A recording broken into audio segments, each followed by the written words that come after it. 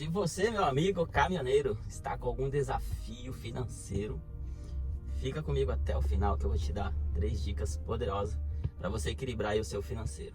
No vídeo anterior, falei sobre a crise, da greve, os portos brasileiros, por causa da greve da Receita Federal. Então esse é um bom momento para a gente refletir nos gastos, nas despesas, saber o que é custo fixo, custo variável. Não vou aprofundar muito para ser rápido esse vídeo, para não ficar longo. Mas assim, é para vocês terem uma ideia de despesas, o que é despesa, o que é custo.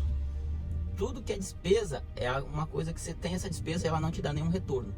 Custo fixo é algo que você investe e tem um retorno. Por exemplo, entra um pouco de custo variável, um abastecimento de diesel, pedágio é um custo fixo, porém um pouco variável. Então, só para você entender, despesa é tudo aquilo que você tem de despesa e não te retorna em money. Tranquilo até aqui? Então assim, galera, eu vou dar um exemplo que eu apliquei. É só um exemplo, tá? E a partir daí você pode tirar algumas ideias de como reduzir algumas despesas, né? Os custos, se você tem um custo fixo e um até variável, é um bom sinal, porque está te dando retorno.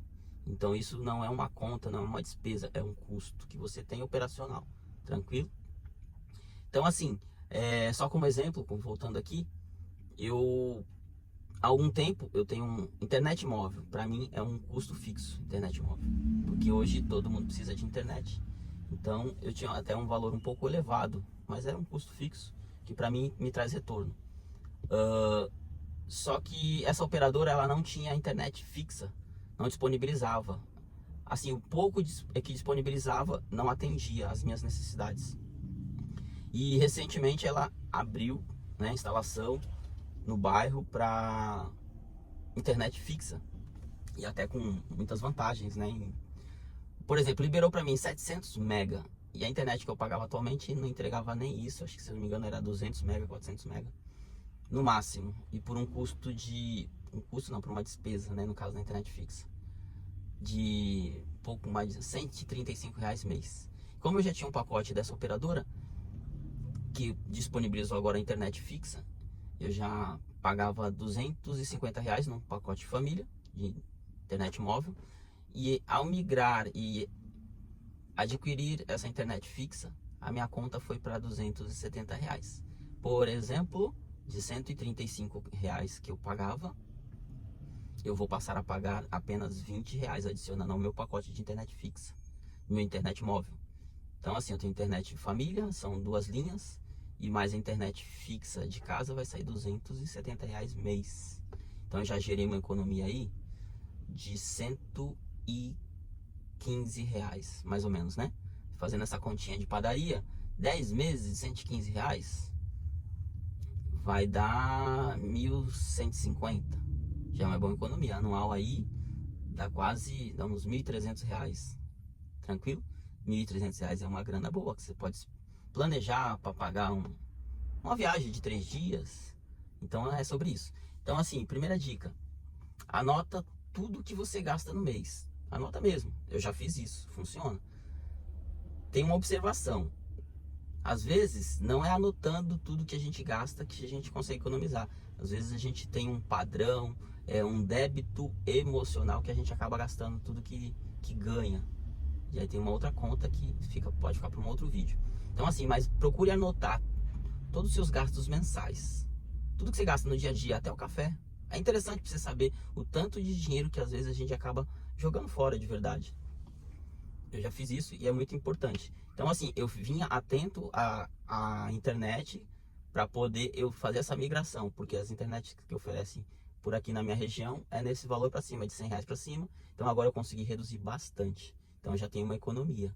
Então nesse tempo de crise a gente tem que rever as nossas contas. E a segunda dica: anotando tudo isso, procure ver aonde você pode economizar, cortando algumas dessas despesas. Essa é a segunda dica. É muito interessante. Já dei o exemplo da minha internet. De repente você tem uma assinatura de streaming. Pior negócio é serviço de assinatura, entre aspas, Porque às vezes te gera uma despesa e você nem usufrui tanto. Vou dar um exemplo meu clássico, que eu não assino streaming, um Spotify. eu vou deixar, aí já vou te dar uma dica aqui também, que me supre. Quando eu quero ouvir um podcast, põe no YouTube. Os podcasts são produzidos ao vivo no YouTube e depois disponibilizam nas plataformas de streaming, né? Spotify, Deezer e tudo mais. Então, assim, eu tenho um aplicativo que é SoundCloud, onde temos músicas, podcast e não tem custo. É gratuito e não tem comercial. Bacana? Já é a segunda dica. E a terceira dica é que você controle mês a mês os seus gastos, o que é despesas, custo fixo, para que você tenha um termômetro. Porque tem muita gente que tem medo, às vezes até de olhar o valor da fatura do cartão, mesmo que você não use tanto cartão de crédito.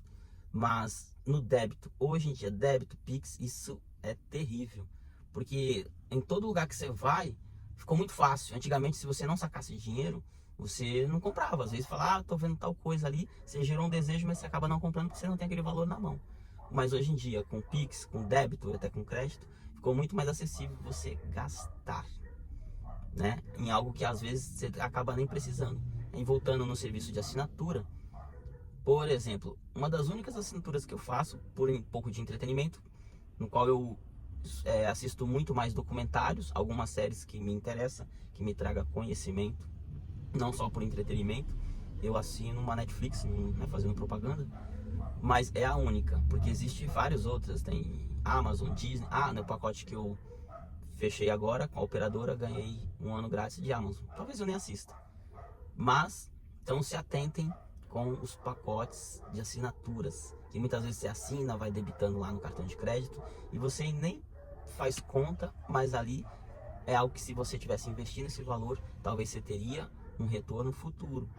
Por exemplo, você fala, é bobagem, uma assinatura de 40, 50 reais, mas aplica isso num CDB. Essa já é uma outra dica, já tá fora aqui. Mas se você criar o hábito de aplicar pelo menos 50 reais num CDB, que você consegue fazer aí muito tranquilo, não precisa estudar muito, abrir seu aplicativo até do roxinho lá, mas eu não confio muito não, já estudei um pouquinho sobre finanças. Mas num C6, num Banco Inter, esses bancos digitais te dão muitas opções de CDB com 103% do CDI, eles rendem muito mais que a poupança, já vai estar em vantagem. E experimenta colocar 50 reais mês, começa com pouco. Mas quando eu tiver muito dinheiro eu vou guardar. Não, você não precisa ter muito, você começa a guardar com pouco, porque quando você tiver muito, você já vai ter o hábito. Beleza, joia? Se você gostou desse vídeo, já se inscreve aí, já compartilha, se faz sentido para você e para um outro amigo que pode estar um desafio financeiro nesse momento, mas serve para qualquer pessoa. São dicas de ouro e bora pra cima e tamo junto até o próximo vídeo. É nóis!